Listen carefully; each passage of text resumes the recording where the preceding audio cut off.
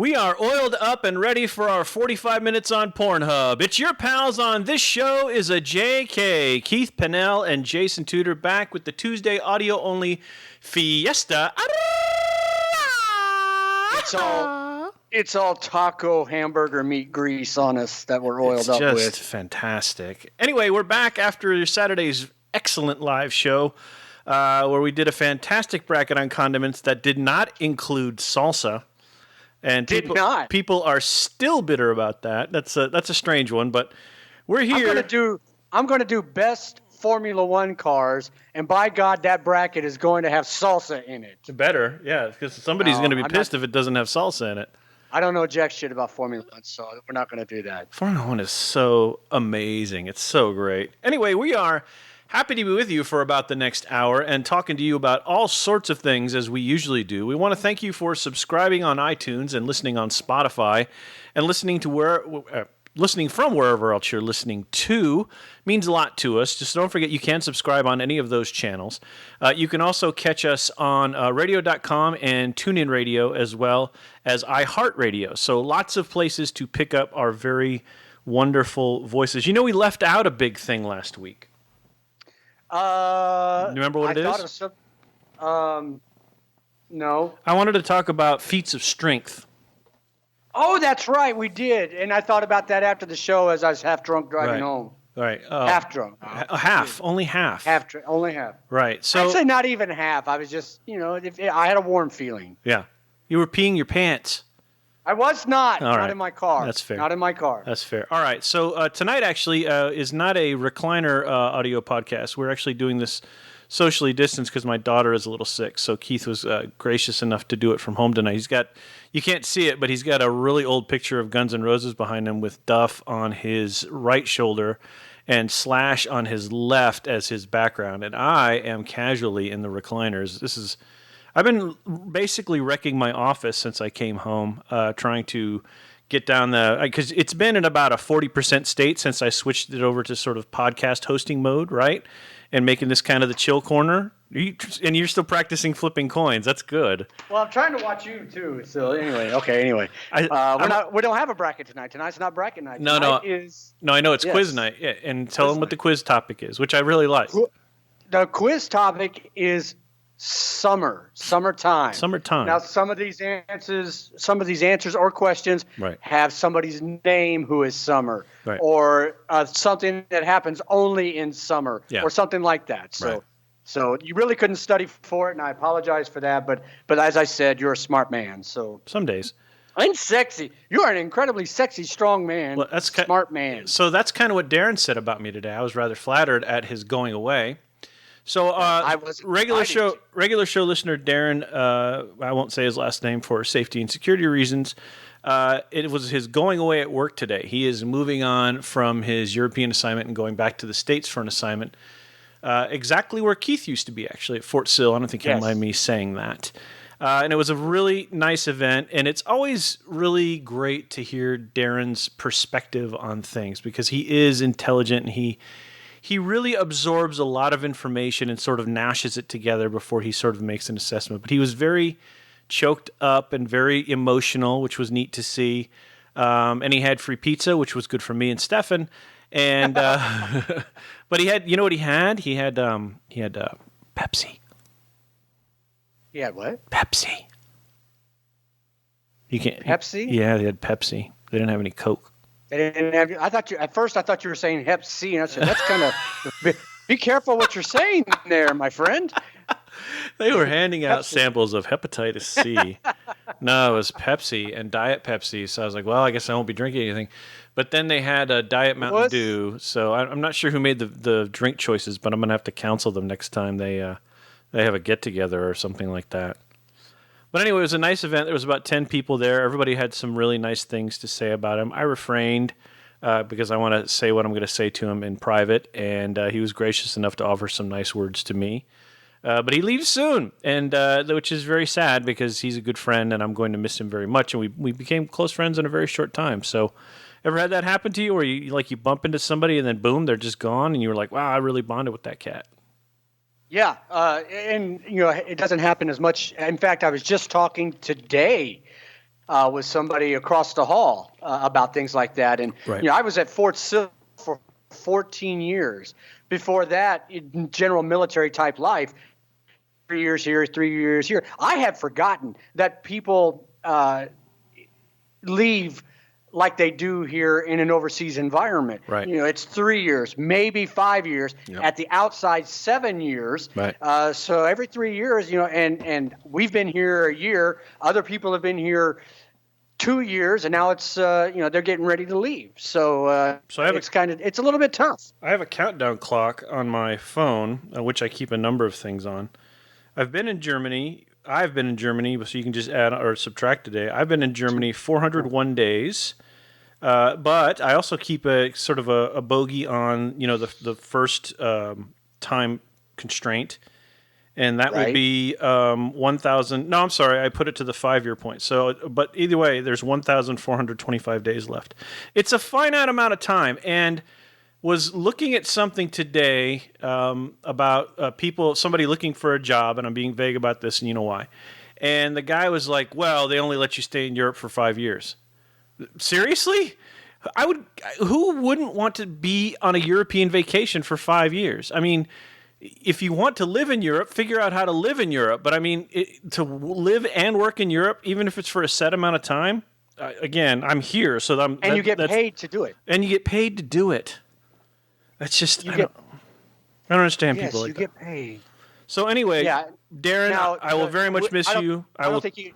Go ahead. Go ahead. Yeah, I don't think that either one of us signed up for the COVID thing. No. But, that's just something we have to deal with. And you've been traveling.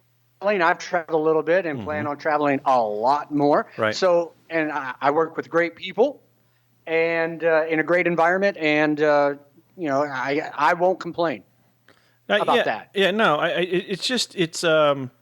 it's very strange to me when people are like, well, you only get to stay for 5 years. 5 years that's a long time, and it goes by fast, admittedly. But it's to say you spent 5 years in Europe. I mean, most college students before they take their summer or whatever, spend a year here. Most college students will spend a year. I don't know. Just the attitude I thought was the wrong one to. It was stupid. But anyway. Yeah. So anyway. Regis Philbun died. Hang on. So anyway, Darren, thank you. I'll catch up with you. You're the best. And I'll say what I need to say in private. Regis Philbun, go. I thought you were done. Sorry. No, my bad. Regis Philbun died, and he's despite what you think, he's been around on TV forever. Long time. Most people remember him from the original. What is it? How to Be a Millionaire? So You Want to Be a Millionaire? Yeah. So You Want to Be a Millionaire? Of course, 50 Regis Ways to and Be Kathy a Millionaire. Lee. Yeah. 50. Yeah. That's Regis the Paul Simon version. 50 Ways to Be a Millionaire. 50 Ways to Be a Millionaire. You just slip out the back, Jack. Make a new plan, Stan. Don't need to be coy, Roy. Just listen to me. See, that's smooth. That is smooth. All right. He was a great songwriter. Yeah.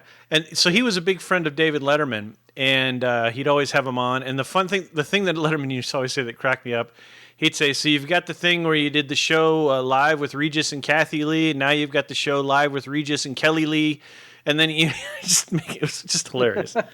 But yeah, he was always very much a New Yorky sort of thing, like the Ramones or David Johansen, or a very New York centered sort of guy. But he really was a broadcast icon, in a similar way that I think Casey Kasem was. Casey Kasem and oh my God, King, Larry King. Larry King. Yeah, Larry King. Yeah, in a big way. Yeah. And I think is the sort of icon, Dick Clark, and is also the sort of icon that Ryan Seacrest is becoming. And a lot of people decry Seacrest, but I think he does what he does very well, and that is he's the host of a 9 o'clock in the morning talk show, and he does his Top 40 radio show. He does those things, I think, very well. So yeah, you're right. Saying goodbye to Regis, that's he was always sort of an ever-present part of the 90s and aughts in some form or another. Like I said, he was always on. He'd pop into Letterman. He did goofy shit on Letterman. So that was always a tough one. Very good. He'll be missed. Replacing him.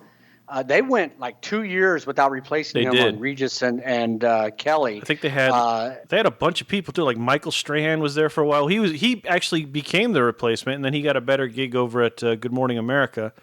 By the way, the live show is an ABC-based show, so that makes sense. And then they had all sorts of different hosts. I think I hosted once. I just forgot about it. I think you hosted once. I just didn't remember that. And then but I hit on Kelly, and look what happened. Yeah, she's small.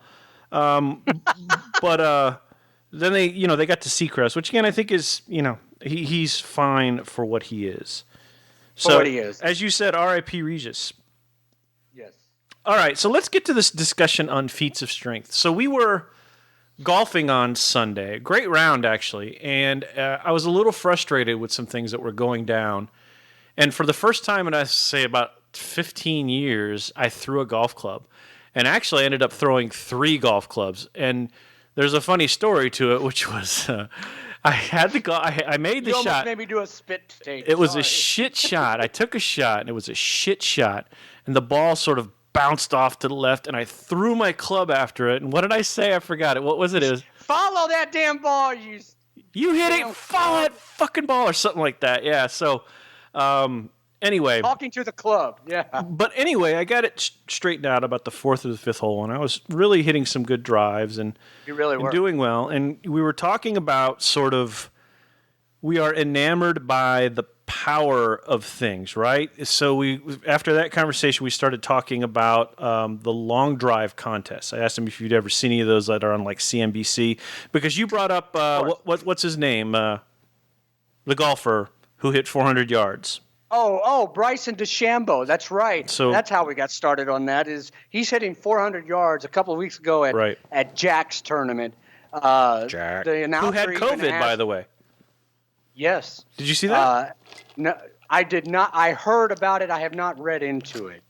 Jack had COVID. But the announcer asked Jack Nicklaus, who we're talking about, an icon of golf, who built and designed and built, if you want to put that in quotes, this course where this tournament was being held. The announcer, well, now that people are getting up to 400 yards or over 400 yards in the case of Bryson DeChambeau, are you going to add a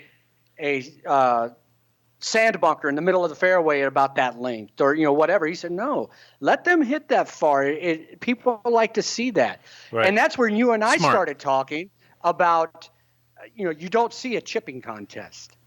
Right. You rarely see a putting contest. That's exactly right. You don't see feats of skill sorts of shows. You don't see like, chess tournaments, and that's a bit of an exaggeration. But what you do see are the long drive contests. And I've never sat and watched one. How far are those guys hitting? I'm guessing 500 yards. No, not quite. They're hitting over 400 yards. All right. Now, I will say ESPN during the COVID thing, when nothing else is going on, is showing cornhole tournaments. Right. I heard about that. But there isn't like a CNBC isn't showing like best chip and putt or even best putting. Right. They're showing the long drive contest. And we're enamored with home run derbies. And we're enamored with things that are of power. And I think this, it probably goes back to gladiator days, right? We just like to see these displays of power. And you could see how that translates across sports and, hockey fighting, tackle football, of course. That's a motorcycle outside my house. I think it's all right. Yeah, it was a good one too. It was very loud. Another giant wasp? No wasps today. The window's closed, and it's closed because it's warm and the bugs were coming in. And if it's cold, the windows can be wide open. But if it gets warmer and that humid, the bugs are like, "Hey, light! Look at their house. Let's go into that." So anyway, the discussion I wanted to have with you was, what's your opinion on that? I mean, first of all, it is entertaining to see people exert themselves. I mean, I was a big fan in the early 90s of the World's Strongest Man competition, and the dude from Iceland who used to always win. He'd pull a bus with his teeth or, tie a whale to his dick and drag that along the cement or whatever it was. But I was a big fan of that. He rolled a big cement ball, those kinds of things. So I admit I was a fan. But we are not enamored by the sort of, all right, let's watch two people play chess. There is an audience for that, but in general, it's not wider. What's your opinion? Why do you think that is? Number one, I think it's all money driven, like everything else is. And as you said, we want to see the biggest, the strongest, better, stronger, faster kind of thing. But, the driving contest, I can take it or leave it. I've watched, I think, one, quickly followed by the ladies doing the same thing. Ladies. That impressed me more than the guys. Right. But it was interesting. But as you said, the world's strongest man, strongest woman, hot dog eating contest on the 4th of July. We like gluttony. Things like that. The biggest, the strongest, the mostest. Yeah. Is interesting. And I dig that, but I mean, there is something too. Like I would watch a closest to the pin contest. I think that would be great. Pick like 3 par 3 holes, or pick the par 3 holes on great golf courses. Play like 4 rounds. And then, call it a win, and then do that at like the great call. I would watch that. I'd watch that in a minute. That sounds fun to me. Long drive to me is, again, I don't know. There's just something that when we were out there, and still so we can get it on the show, we kind of put the ending parentheses on it, that fascinates me about why we are enamored with feats of strength. And I'm sure there's some sociologist who listens to our show or somebody with a sociological background who can kind of say, well, stupid, it's because of evolution and this and this and this. And I didn't really research it to that degree, so that's kind of why I wanted to bring it up. No, you're absolutely right, because from time immemorial, there's always been the strongest man is the leader. Yeah. The strongest man is the leader. So the bigger and then our sports are all centered around bigger athletes, for the most part. Right. There was a time when you didn't have to work out to be a golfer. Now you have to work out if you're going to make any money in golfing, unless you're Patrick Duffy or from Dallas. Bubba. Not Bubba. Did I say Pat? No, not Who's Patrick Duffy. Patrick Duffy. He's a golfer that kind of looks like a Simpsons character. I really need to get in touch with golf again. But I'm like the guy who came out of the shower and it was alive. Patrick Duffy, the man from Atlantis. No. Oh, wow. You're taking me way back there. Wow. I watched that on AFN in the late 70s. God, that was a great show, wasn't it?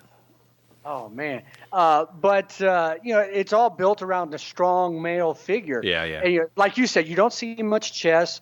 You see no chess. But trust me, I'm not advocating like they got to do 3 hours of chess.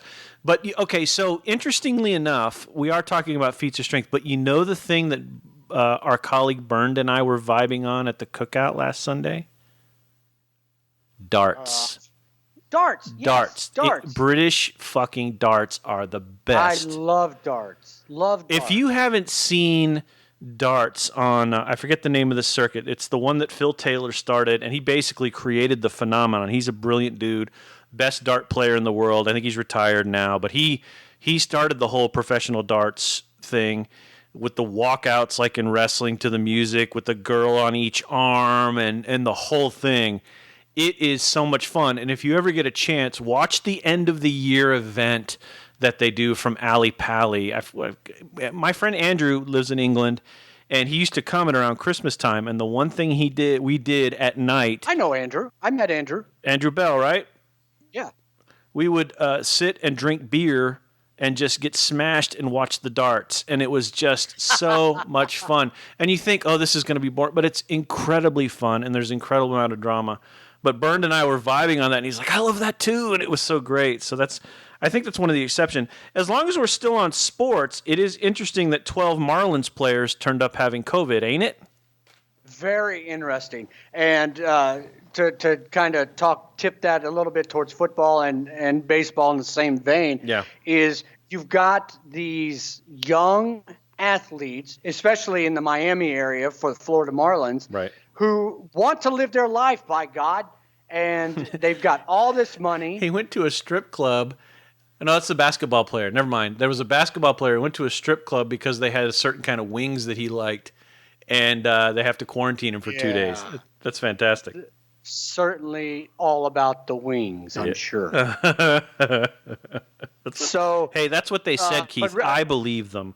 I know, but it just lumped that all in together. I was reading Peter King earlier today, fantastic and the training camps or the season gets started in 8 days, I think. Then they canceled. They did cancel the full preseason though. Now, did you see that? The full preseason, yes. Yes. But the regular season starts early September. Yes. Maybe. So now they're talking about is it right for every NFL team, and I can't speak to the major leagues and the NBA, but is it right for every NFL team to take 40,000 tests a week? Yeah. Every team. That's about a $90 cost per test, by the way, probably more. Right. Because that's $90 is the cost that Frankfurt Airport wanted to charge people for you to get it back in a week. They wanted to charge like $170 for you to get the test back in like 2 days. Well, I know each team has a COVID testing trailer in their parking lot. Yeah. So that's going to turn into a dirty things trailer. Yeah, it's just tough to quantify this, and with all these young players wanting to get out and do their thing in Miami, right, in Phoenix, in Dallas, wherever, it's going to be tough. And all these football coaches that Peter King talked to said it's got to be about the team, and the veterans have to take care of the younger guys and say, look, if you get sick, you could get the rest of us sick, and we all end up losing money. And the team loses money, and the fans, whatever. So it's going to be tough. And like you said, we're seeing baseball teams who are already playing, their teams are decimated right now because of COVID. So I get notes from the National Football League, and I think it's because of the site that we use for the fantasy football thing that Stefan runs. And so I have a note on that very subject from Roger Goodell. Let me read excerpts from it. He says, in the months since COVID-19 pandemic turned the world upside down, we've navigated the time carefully, thoughtfully, and in partnership with the NFL Players Association, they had to say that, with a shared goal of playing a healthy and complete 2020 season. This process hasn't been easy. COVID-19 will continue to present a major challenge to every area of American life. Football is no exception. I'll skip over that one. The NFL in 2020 will not look like other years. Players and coaches will be tested for the virus regularly, including every day for a while. Preseason games have been canceled, said that. Everyone in the team environment must follow rigorous health and safety protocols to keep themselves and each other safe. I've got an idea. Why don't they just put the testing stations at the strip clubs? They're going to go there anyway. Why not just have a doctor at the strip club with the tests? To be like, all right, you're here, get your wings, make it rain, and let me swab your nose. Okay, so blah, blah, blah, blah, blah, blah, blah. When there is a positive test, strict regulations will be enforced to isolate and care for that individual and contain the virus before it spreads. Even the sideline will look different. And state and local health guidelines will determine whether fans will attend games. These adjustments will be necessary to reduce the risk of everyone involved. Then he has some other platitudes, and he ends his note. So I think, to me, that's all fine and well, and they can have all the rigor in place. But if somebody wants wings, they're going to go get wings, right? Or if they're going to sneak out and see a family member, they're going to do that. And we can say, wings. So the teams can say, oh, we have fines and we have this and this and this. But human beings are going to be human beings. I remember there used to be I heard this, so this may just be hearsay, but in UK or somewhere else, there's actually something, a law that says prisoners trying to escape prison won't necessarily be punished any harsher because it is human nature to want to escape from, whatever cage we're in, right? So to me, it's human nature for people want to just, I'm doing the same shit every day. I'm seeing the inside walls of my house. I need to go do something, which is why when we had our COVID, we were in the throes of our COVID, which we may be going back to, when the BX and the commissary opened, that place was a fucking oasis to me because at least I could walk around, I could see some things while I'm getting my essential stuff and be out of my house, right? I couldn't go anywhere else. Everything else was closed. But there was that. So anything else you want to close this out on before I do the 20 minutes? Let's close this out. Sports ballers, as my non-sports friends will say, will be sports ballers, especially young people with money. Right. They're going to do what they want to do, and they could shut down a whole season just by going to a strip club to get wings. You are listening to This Show is a JK with Jason Tudor and Keith Pinnell. We are on twice a week. We have the Tuesday audio-only Fiesta, which you are listening to right now. We do that on Tuesdays, usually released Tuesday afternoons on the East Coast. And then we have the Saturday show, which I haven't released on audio yet. I feel pretty terrible about that, so maybe I'll do them both tonight. Wow. I know. I'm behind on that one. I'm sorry about that. Anyway, well, they still get the video. Yeah, the video's there, so that is the basis of the show.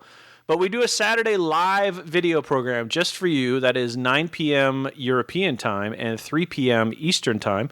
We know you're busy on a Saturday, but we always love it when you join us, even if you're out and about, listening to NPR, doing whatever.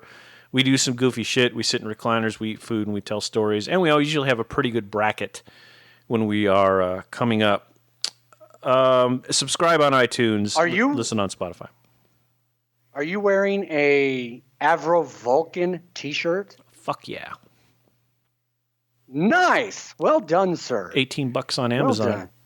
I scoured. So, I have this collection of VF-84 Jolly Rogers shirts that I when I caught the fever for the flight sim. But I'd always wanted to own that stuff anyway, so it's not a big deal. Well, it had said, here's some other shit you'd like, as Amazon does, to continually lead you on. And there it was. And I was like, near, far, wherever you are, click and put you into my cart. I bought that shit immediately. Tonight. I'm in a good mood. What can I say? What is in that cup? You are right. Nice. Very good. Just soda. I wish it were something more. Summer vacations are getting ready to get underway in Europe, which is a big deal, which means traffic is going to be a nightmare. We have been surprisingly, wouldn't you agree, surprisingly safe from the hot temperatures that we had last year. I mean, because last year... And I'm really upset about it. When you and I got here up to, for much longer than now, but up to now, it was murder hot. I mean, even in your third day, my second day here, they told us to go home at 2 o'clock because it was 95 degrees. I laughed because it was 106 the 2 days before when I left Oklahoma. The difference is, Jason... It's air conditioning, my friend. So they're buildings that we work in and that our children go to school in, and many of the other buildings, with few exceptions. The mall is an exception. Hospital, I believe, is an exception. And there are, onesie-twosie exceptions is there's no air conditioning, and they're not going to put any in. It's an energy issue. It's a cultural issue locally. They're not going to do that here. And it's just not there. So the buildings warm up, and they warm up fast. Our office warms up, I think, hotter than other areas of the building because the hallway can be decently cool, but you walk into our office and it's just stifling, even with the windows open. So I think it's when the temperature rises above 95 or 85 in the office, or 90. I don't know. Herb knows. You go home. That's it, because you can't sit in that kind of heat and expect your brain to operate. Your brain is just melting, and there's no reprieve from it with the fan going or anything. It's just you're done. I wrote that story, and if the temperature reaches 95 degrees Fahrenheit, wet bulb temperature or something, right? 35, or 35 Celsius, I think is what it is. Yeah. The garrison commander has the authority to say, go home for safety reasons. Right. And now, I'm looking at this week's forecast, Jason. Oh, fuck, I spoke too soon, didn't I? Let me look. Wednesday is 75 degrees. Yeah. Thursday is 84. Yep. Friday is 94. Yep. Saturday is 94. Sunday, when we want to play golf, is a nice, cool 81 degrees. Yep. So I've got for my neighborhood 78, 85, 93, 94, 84 for your numbers. Yeah. So similar. So yeah, I mean, that's consistent. It's summertime. It is summertime, right? And it's not. Last year was 100, 101, 99, 100, 101. And even the Germans are like, we've never seen this before, ever. Especially the hottest day of the year when it was like 106, 107. That was like, where is this coming from? So the Russians have their weather weapon working well, apparently. And but yeah, the big summer period for vacations in Europe started probably a week ago, and it'll run through August. You'll see most people taking vacations now, 1 week, 2 weeks, whatever it is. And a lot of people on the road. A lot of people on the road. And the Germans do it a little bit different. They'll take 2 or 3 weeks at a time. Right. Because that's the way Europeans are. Right. That's the way their world is scheduled. Yeah. And I kind of like it. I hate I'm having to fight for a few days here, a few days there. I don't think you fight for it, but I mean, you mean in your own schedule? Yeah, I think that. Yeah, in my own schedule. In my own schedule. So it makes it tough, but take 3 weeks off, go down to. I know my landlord's going to Italy. Yeah. So he has a little RV, and he and his small family go to Italy, camp out on the beach. Yeah, you better have a great time. Hopefully Italy doesn't close its borders like Luxembourg has. They are now closed for business. Belgium has apparently, I read the headline today, has enacted some of the strongest measures in the EU, so sort of folding back. And then the headline I read about France was that their R number, which is sort of the number they look at in terms of health for COVID virus, was up to like 1.3 or 1.4. If it were 1.3 or 1.4 here, we'd be back in, C, probably like C plus. But it's not, fortunately. But what's happened is, and I've been out enough. We've both been out enough. We went on the 4-wheeling thing to know not a lot of face masks in public, in stores and things for sure. But people are still dining at restaurants, and you keep your face mask on until you sit down, and then you take it off. So I mean, but again, this happened during the Spanish flu, second wave of what's happening, and it's to be expected. I don't think it's as bad for us. I think the United States is still going through a pretty harsh time, and I wish my friends and family well. As do I. As do you, right? And so it's it's a tough time. The funniest thing I saw this week on COVID, and I think you saw it too, was the woman who walked into a pizzeria. The manager said, you have to have a mask on. She said, I ain't wearing no mask, allegedly. And then he said, well, you need to leave. And she said, I'm not leaving. You're going to serve me pizza. So basically, she demanded that they serve her pizza, even though while he was throwing her out. And she was like, I want pizza. Da-da. And seriously, people have lost their fucking minds on this. And the consensus for people here, a few German friends and a few others, a few from France that I have and others, the United States is the only nation with this problem. The problem of the sort of wear a mask, dissipate the virus. Only nation. We're the only one. And that's the whole, excuse me. Yeah. That's the whole, I'm American, I can do what I want to, I have rights. Right. Yes, you do. And so do business owners who say you have to wear a shirt, you have to wear shoes, and right now you have to wear a mask. And the more bigger retail places that do this, maybe the more people will wear masks. I saw a story that said a lady walked into a Starbucks and not wearing her mask, and the barista said, ma'am, you have to put on your mask. Why? There's nobody here. Yeah. Go ahead. So it's tough because, the people that work here are still people, ma'am. Right. So put on your damn mask, people ma'am. Just trying to force it's convenient for me to have your coffee, so serve me your coffee. Not without a mask. Well, I'm not wearing a mask. Well, sorry, get out of my business.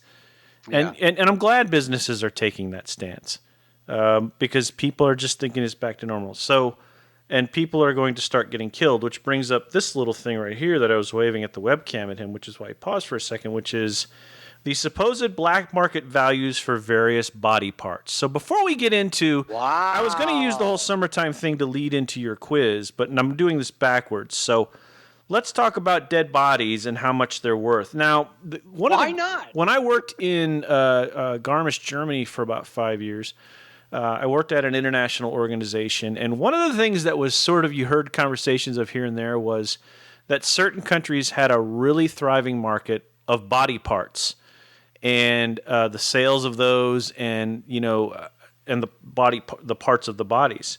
So let me just read you. I have no idea if this is any credible or not, but I think it's probably pretty close. Okay. Take a shot. Well, so this will be my quiz to you, not an official one. We're not going to score this one, all right? You just have to give your best wild-ass guess on what I'm going to throw at you, all right? Okay. How much are corneas worth? Corneas. $6,000. $19,800. Holy shit. How much is your skeleton worth? $120,000. $6,600. How much are your lungs worth? $14,000. Think each. big. Think big. $140,000 each. $272,000. So you were actually with 140 that you were close. How much is a kidney worth?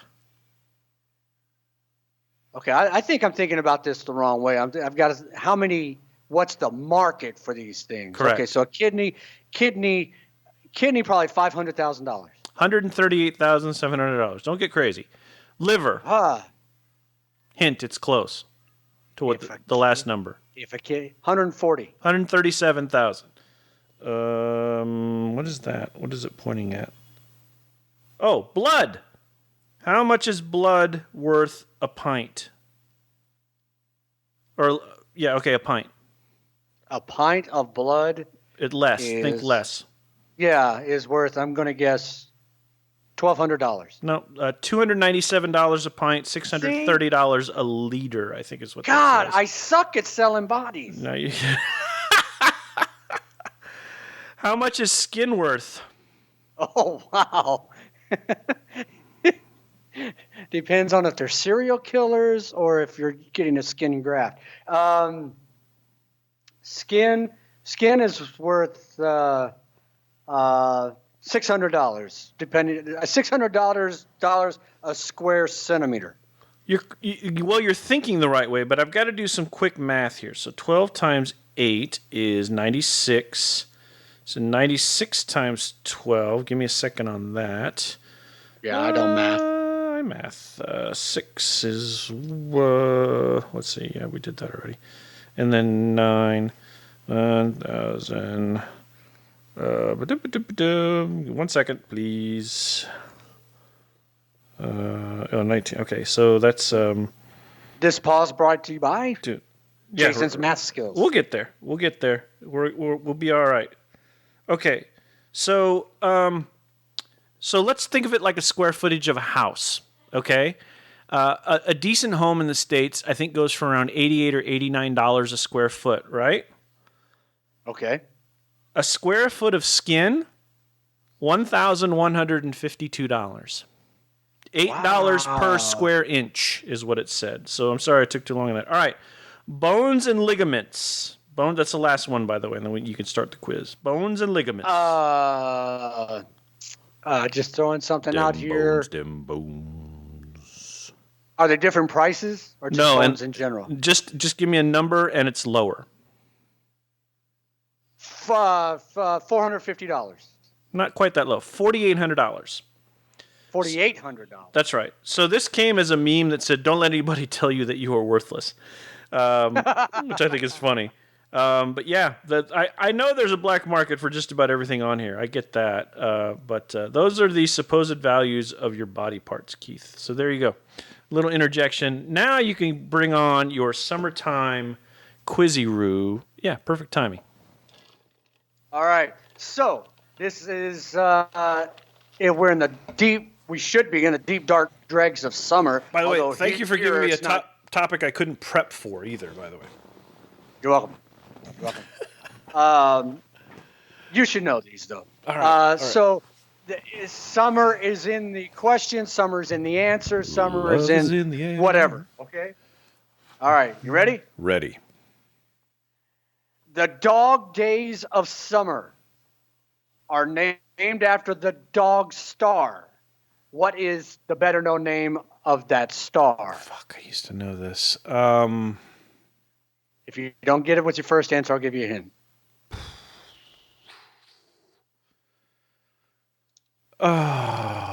Polaris? Real close, but no. It's also the name of a satellite radio service. Sirius. Not Sirius, yes. I'll give you a half point for that. Thanks. Okay, number 2. By the way, I've had a Sirius XM subscription since they started, and I do miss that. That's not a plug, but I really like Sirius. I do too. I don't understand quite why it's a satellite service, but we can't get it here. It has to do with the marketing and the rights.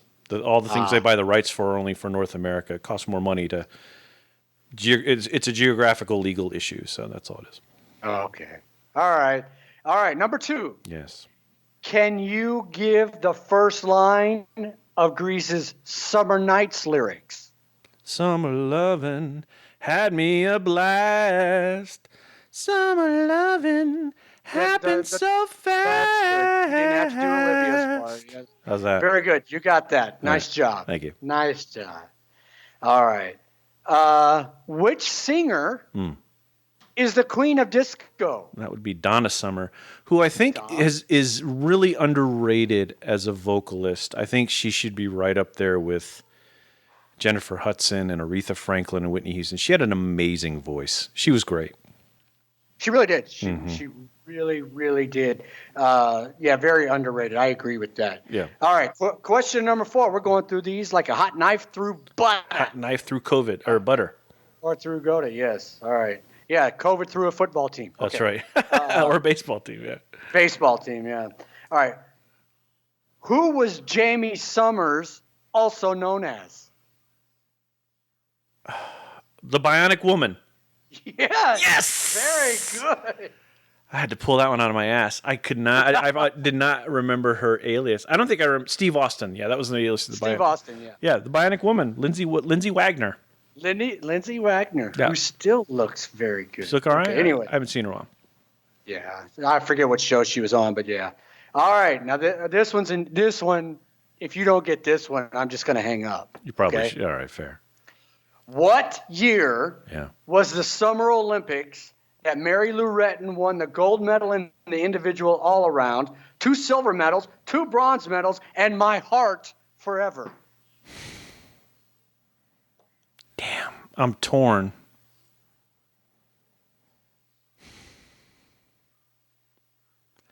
I'm torn between. My heart forever. I know. I'm torn between 2. Was it the Olympics in Los Angeles? Yes. 1984. 1984. Yes. I still have a crush on I don't know why I kept thinking 1980, but I'm like, I think that's the Moscow Olympics that we boycotted, so it had to be 84. Yes, it was. Yeah. So, okay, good. Yeah, no, I was with you. She was totally cute. Yeah, I remember that. You have 4.5 out of 5, just so you know. I'm good with Summer. What can I say? Yeah, Mary Lou, I mean, she just, I need a minute. Hang on. She's definitely your height. I'll be back. Well, we've got 4 questions left. Give me a few minutes. Dun, dun, dun, dun. All right. So, because I'm going to bring him bring him the taco grease, please. Very good. All right. All right. 1980. The 1980s movie. It's possessive. 1980s movie Meatballs with Bill Murray takes place at a summer camp, which nobody dies at. Yeah. Camp North Star. Yeah. Camp North Star is the camp Bill Murray and Chris Makepeace attended. Murray was a counselor. What was the name of the rival summer camp? I don't know this one at all. I know the movie. I loved it. Haven't seen it in a million years, but I don't know it. Camp Mohawk. Camp Mohawk. But I'm guessing his brother Brian Doyle Murray was probably who ran that. He was in every movie he's ever been in. Right? Wasn't he the referee? He may have. I don't remember. Anyway, probably. Bonus. You can get your point back. All right. What was the first name of Chris Makepeace's character? I don't know that either. No, can't get the point at all. Bonzo? Rudy. All right. He didn't want to be at camp. He didn't know anybody at camp. That's why Bill Murray took him under his wings. Brian Doyle Murray is the guy who watches the ball on the edge of the cup in Caddyshack, like we watched 2 of our putts this weekend as the explosions are going off, and then when it drops in and declares what's his name the winner. I could have had a much lower score on 3 holes that I can think of where the ball just needed to take one more turn. Yeah. You had at least 2 of those too. You are golfing much better lately. Good for you. Hopefully that'll hold out. Question number 7. 7. This is an easy one for you. All right. The Boys of Summer was a hit for whom? Don Henley, and that was a fantastic record because I think that also had Dirty Laundry on it and Sunset Grill. And, there were like 7 or 8 hits. But unfortunately, Don Henley's become kind of an ass about intellectual property and some other things. And so I've lost a little respect for him. I like him a lot. I think he's a brilliant musician, brilliant songwriter, but he's a little too Machiavellian on the intellectual property thing. I saw a video on Facebook the other day, just a one-off with, Fogerty. John Fogerty, and he had an acoustic guitar. He said, "I would play this for opening day on an electric guitar, but that's on a truck somewhere at the next concert site, whatever." So he played it acoustic. Center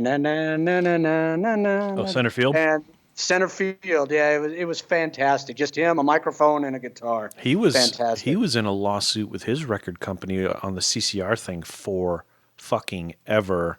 Yeah, long time. Yeah, that was a long time. Yeah. All right, this one I would be surprised if you knew. All right. My birthday. My birthday's in July. What is the birthstone for the month of July? You would ask me July. Fuck, I know August. All right, so I loved gems growing up as a kid, and I actually used to have all of the birthstone months memorized. I'm just going to throw it out. Amethyst. No. Okay. Sapphire. No. Let me just name some. Emerald. No. Topaz. It's red. Ruby. Ruby. Is it really ruby? Oh, wow. Yeah. Well, that matches your OU proclivities. That's right. Do you know what August and the Tudor birthdays is? I should know that because my daughter's born in August. Is it Opal? No. No. It's a dumb one. What is it? It's not like a real one. Peridot. I have no idea what that is. It's spelled Peridot. Look it up. It's peridot. Can you cook it? Can you cook it? No, it is neither pears nor dough. I wish I'd gotten emerald. That was always my favorite one growing up, but it's peridot. All right, you are 6 for 8 right now. All right, I feel good about that. You had a couple of tough ones. Last question. All right. Before they were used as a flying disc, Frisbees were originally invented as what household item? Pie tins, right? Exactamundo, my friend. Pie tins. 7 out of 9. No, I'm sorry. 1, 2, 3, 4, 5, 6.5 out of 9. That's very good for you. I'll take that. Some of the meatballs thing I was totally in the dark on. All right, let me see if I have some summer trivia for you. Oh, boy. What is the name of the group that sings "Give Me Some Lovin'"? So give me some lovin'. Spencer Davis Group. Spencer Davis Group. Very good. Who sings? No, you wouldn't know that. I don't know that, actually. I don't know why I'm asking you that question. That was right. It's funny you mentioned summer, though. We were Stephen and I were coming back from Darren's thing, and the classic rock station that comes out of Saarland, which is really good. They do some deep cuts. Well, they did a deep Van Halen cut today. They played "Summer Nights." Oh, wow. Yeah, I know, right? And it's a great cut. If you've never heard it, it's off 5150. And the trivia that I know on that is, and this is dumb Van Halen trivia that you've heard a million times, or maybe you haven't, but the reason why Sammy Hagar became the lead singer of Van Halen is because Eddie Van Halen got his Ferrari serviced at the same place Sammy Hagar did. Sammy brought his Ferrari in, and the mechanic, I forget his name, it was probably Enzo. I'm pretty sure it was Enzo, actually. He said, "Oh, Sammy, you should go sing for Eddie. He needs a singer. And he's like, whatever, I've got my own thing. He had just done VOA. He was becoming a huge mega star. Anyway, he says, no. And so he reaches out to Eddie and says, hey, I heard you need a singer. He's like, yeah, we do. You want to come over? Of course, Eddie had a house in Malibu. He's like, yeah, I'll come over. Goes to his house in Malibu. The first song they start jamming on is Summer Nights. And the verse part of it, as soon as Eddie started playing that, Sammy had like the vocals to it instantaneously. He had the melody and the vocals, and they were all like, okay, yeah, you're going to be our lead singer. This is because he was just so quick on putting melodies together and putting the whole thing together. It's a really neat sort of story. And then he ended up buying a house next to Eddie in Malibu, and then they ended up hating each other and haven't talked to each other since 2004, which I thought was interesting. Wow. So. Yeah, but a buddy and I were talking about that earlier today, and I thought that was interesting. So, wow, that's awesome. Yeah, it's kind of cool. Good quiz. All right, so it's my bracket this week, right? Yes, we decided that. So I thought I would do the bracket that's happening on my birthday. So we may have to record that show. We may have to do that show Friday. Because if the party that we're having goes off on Saturday, which it could or it couldn't for reasons that you're aware of, then we're not going to be able to do it because you're going to be at my party, and we can't podcast during the party. But we'll figure that out. But I think I plan on doing a bracket that day of what should we buy Jason for his birthday, because it is my birthday. But I'm going to pass on that, and I'll leave that bracket for you on my birthday. You can make up whatever you want. And I will take the bracket for Saturday. And I don't have a category yet, unfortunately. But it will be August 1st. Unfortunately, August is a weird month. Not a lot, aside from Richard Nixon resigning. That's really like one of the bigger things that happens in the month. It's kind of a quiet, tame month, aside from, of course, my birth, Dustin Hoffman's birth, Kirk Cameron, Malcolm Jamal My Warner, daughter's birth. Martin Briley, who's a great guitarist. He was born during August. And your birthday is when? What day is it again? Is it Thursday? July 3rd. It's Friday. It's Friday, so we're going out to lunch Thursday, though. Yeah, okay, so that's coming up, too. And what's great about our birthdays this year, folks, is I'll be a certain age, and he'll be a certain age that forms the number 5150. So that makes me very, very happy, and we're going to get a photo on my birthday that says that, just because I'm a goofball, and that's what I want. Jason's older than me, so you figure out which one's which. Yeah, there will be people like scratching their heads on that at the moment. Okay, give me a minute.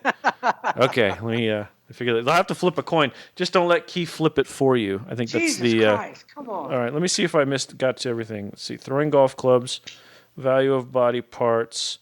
Darren's going away. That's all I got. You got any leftovers? I have nothing. I think we covered it all.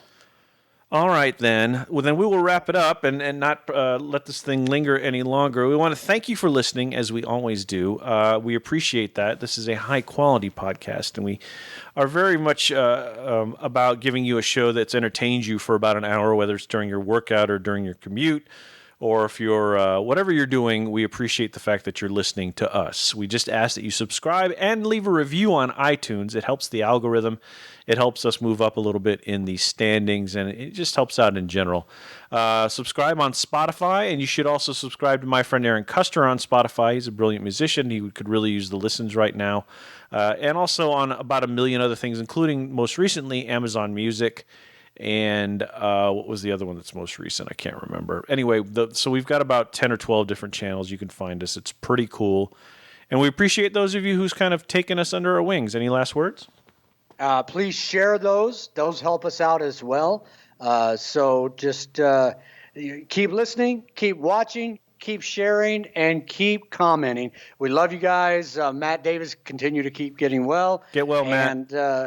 And to all of our normal people who listen, John B., Connie Maurer, Mom, PJ Dad. Ray, of course, Mom, Dad. Hey, thanks a lot.